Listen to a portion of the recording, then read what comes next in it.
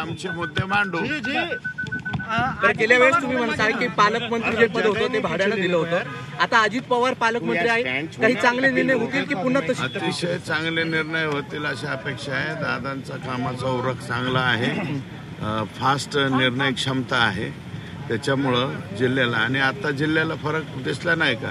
बीड शहरात सगळे घाणच घाण असते, जरा साफसफाई तरी झाली ना, म्हणून दादांनी वारंवार आमच्या जिल्ह्याला यावं अशी आमची अपेक्षा राहील। भ्रष्टाचाराचे आरोप केले होते ते आज पुन्हा तुम्ही अजित पवारांसमोर मुद्दा मांडणार? नाही, भ्रष्टाचाराचे जे जेवढं डीपीसी पुरतं मर्यादित आहे तेवढ्या बाबतीमध्ये सभागृहात आम्ही काय करायचं ते करू ना, आता विषयावर बैठक घेऊ।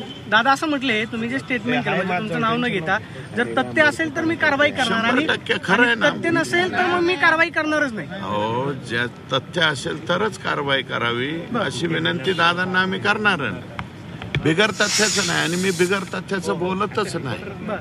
आज ते डॉक्युमेंट आणि मी त्याची सीडी जे आहे ते काय म्हणतात, पेनड्रॉय, त्याचं पेनड्रॉय त्यांच्याकडे देणार। आज काही पुरावे देणार आहे तुम्ही दादांना? अहो, पेनड्रॉय सगळेच पुरावे आहेत ना त्याचे। ओके, दादा असं म्हटले खंडणी जर मागितली तर मोका लावणार। दादा असं म्हटले की आका की जय हो।